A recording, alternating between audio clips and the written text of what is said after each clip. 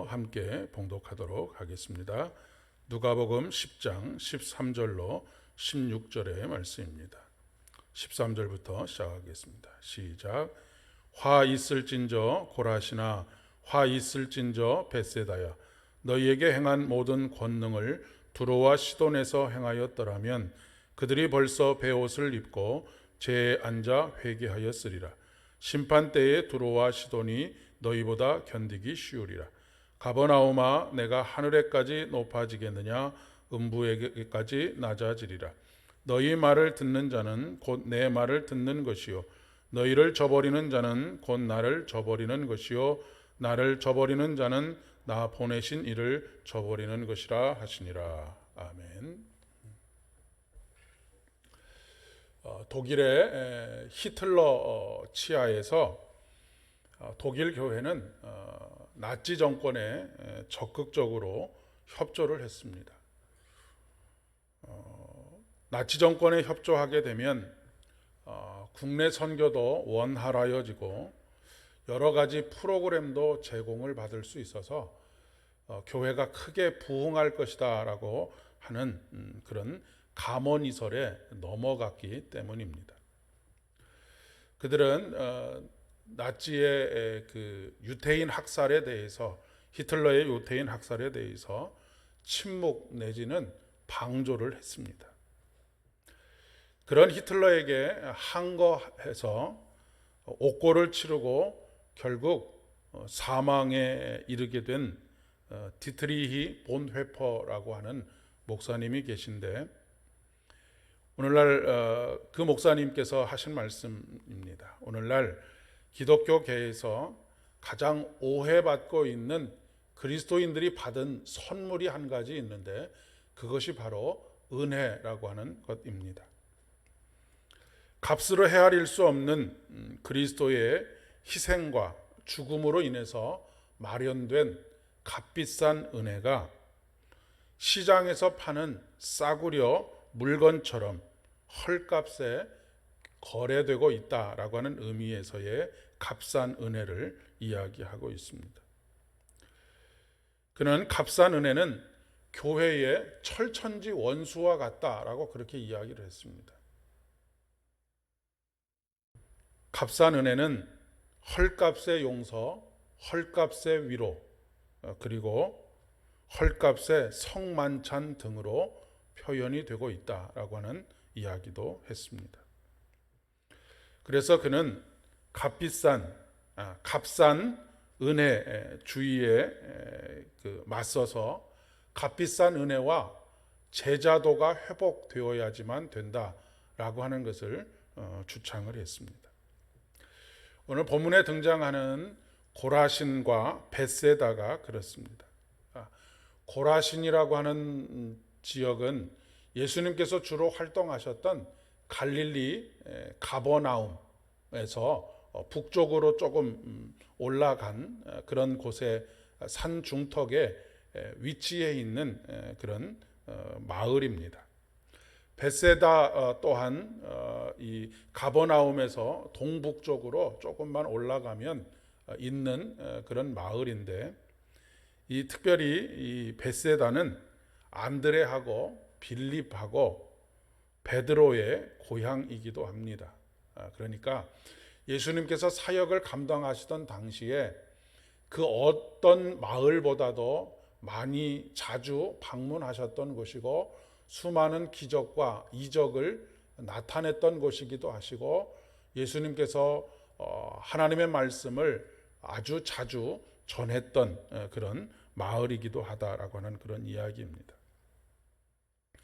이 고라신과 벳세다는 구약 시대에는 이방의 갈릴리라고 하는 말을 들을 정도로 굉장히 유대인들에게 폄하되었던 마을이기도 하지만, 예루살렘 성전이 로마 군인들에게 완전히 무너지고 난 다음에는 예루살렘에 더 이상 머물러 있을 수 없었던 유대의 종교 지도자들이 몰려들어서 그곳이 굉장히 어떤 종교의 중심지가 되었던 곳이기도 합니다.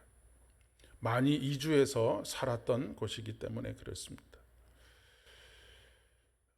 수많은 기적과 이적을 드러내고 예수님께서 그 어떤 마을보다도 많은 하나님의 말씀을 전했던 곳이기도 한데, 오늘날 표현으로 이야기한다면 하나님의 은혜가 폭포수처럼 쏟아 부어지던 곳이 바로 고라신과 벳세다라고 이야기할 수가 있겠습니다. 그런데 그 어떤 지역보다도 큰 은혜가 부어지던 곳임에도 불구하고 다른 어떤 예수님께서 방문하지 않으셨거나 했던 지역보다도 훨씬 말씀을 듣고 회개하는 일들, 돌이키는 일들이 적게 일어난 마을이 바로 고라신과 벳세다라고 하는 마을입니다. 복음을 한 귀로 듣고 한 귀로 흘려버리는 그런 마을이 바로 고라신과 벳세다라고 하는 그런 이야기입니다. 그런 반면에 오늘 고라신과 벳세다와 비교되고 있는 소돔, 두로와 시돈이라고 하는 마을은 향락으로 가득 차 있었던 마을이고 우상 숭배로 가득 차 있었던 마을인데, 예수님께서 차라리 두로와 시돈과 같았더라고 한다면 너희들이 그곳에서 말씀을 전했다고 한다면 그곳 사람들은 너희들보다 훨씬 더 깊은 회개와 삶의 돌이킴이 있었을 것이다 라고 그렇게 탄식하고 있는 마을이 바로 고라신과 벳세다라고 하는 마을입니다. 하나님의 은혜가 부어졌는데 그 은혜가 값비싼 은혜로 그들의 삶을 회개하고 돌이키게 하고 다시 하나님의 사람들로 세움을 입을 수 있도록 하는 그런 값비싼 은혜로 그들에게 받아들여진 것이 아니라 그저 어디서나 발길에 채이는 그런 값싼 은혜로 받아들여지고 있었다라고 하는 것을 이야기하고 있는 것입니다. 오늘 본문의 13절의 첫 단어가 화 있을진저라고 하는 단어로 우리말 번역으로 시작하고 있는데, 이것이 자칫 저주하는 소리처럼 들려질 수 있을지 몰라도 사실은 그렇지는 않습니다. 헬라의 원어의 의미를 보면 일종의 탄식이고 그리고 또한 안타까움이 극도에 달하 있는 하나님 예수님의 이 애끓는 마음, 회개하고 구원을 받기를 그리고 다시 하나님께로 돌아오기를 간절히 바라는 안타까움이 최절정에 달하 있는 그런 탄식이라고 이야기할 수가 있겠습니다. 어찌 보면 코로나19는 하나님께서 한국 교회가 다시 하나님께로 돌아오기를 간절히 바라는 안타까움의 그런 은혜가 임하는 시간이 될지도 모르겠습니다. 그분의 깊은 탄식의 소리를 듣습니다. 그러나 오늘날 우리가 누리고 있는 은혜는 값싼 은혜가 되어져 가고 있습니다. 하나님의 말씀에 살아있는 영으로 반응하지 못하고 한 귀로 듣고 한 귀로 흘려버리는, 그저 좋은 인생의 지침을 들었다라고 하는 정도로 끝나버리고 마는, 그래서 우리의 삶에 그 어떤 돌이킴도 없는 그런 은혜가 되어가고 있다라고 하는 이야기입니다.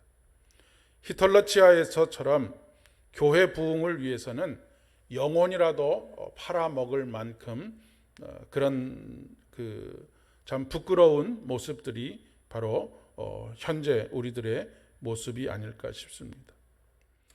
은혜는 필경 거룩하신 하나님과 충돌하는 죄인으로서의 우리들의 모습을 발견하는 것입니다.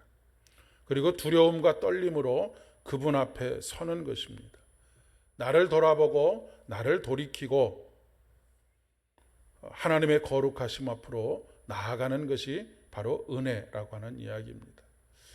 오늘도 우리가 하나님의 은혜를 통하여서 하루를 시작하고 있는데, 이 은혜가 나를 위해서, 우리를 위해서 십자가에 달려 돌아가신, 더 이상은 그보다 더 큰 대가를 치를 수 없는 값비싼 은혜임에도 불구하고 우리가 이 은혜를 값싼 은혜로 시장에 가서 어디에 가든지 얻을 수 있는 그런 정도의 은혜로 받아들이고 살지는 않는가라고 하는 것을 돌아보아야 하겠습니다. 한국 교회를 향한 하나님의 탄식을 듣습니다. 우리 한 사람 한 사람을 향한 하나님의 탄식 소리를 듣습니다. 오늘도 주여 우리를 불쌍히 여겨 주시옵소서, 우리를 용서하여 주시옵소서, 우리가 주님 앞에 죄인이로소이다. 돌이켜 주님께로 향하게 하시고 우리의 말과 행동이 달라지게 하소서라고 기도하시는 복된 저와 여러분의 삶, 그리고 복된 이 시간 되어질 수 있기를 진심으로 축복합니다. 함께 기도하겠습니다. 아버지 하나님, 홍수에 마실 물이 없다라고 하는 이야기처럼 수많은 설교가 쏟아지고 수많은 은혜들이 이야기되어지고 있지만 정작 그 은혜 앞에서 우리의 삶은 그저 그렇게 매일매일을 지나가고 있는 것은 아닌지 돌아봅니다. 수많은 은혜가 이야기되어지고 있지만 여전히 죽음의 그림자, 어둠의 그림자, 그 그림자들이 우리를 뒤덮고 있고 하나님의 은혜가 그 어느 곳에서도 발견되지 못하는 그런 우리의 삶의 자리를 오늘 이 시간 돌아봅니다. 이 시간 우리를 불쌍히 여겨 주시옵소서. 우리에게 은혜가 회복되게 하여 주옵시고 은혜가 은혜 되어질 수 있도록 은총을 더하여 주시옵소서. 그래서 더 이상 어떻게 표현할 수 없는 크신 사랑으로 우리를 사랑하셔서 십자가에 달려 돌아가신 하나님의 놀라우신 그 사랑을 오늘도 나의 것으로, 우리의 것으로 깊이 우리 영혼 깊은 곳에서 고백되어지는 우리의 고백으로 삼게 하여 주시옵소서. 모든 말씀 예수님의 이름으로 간절히 기도드립니다.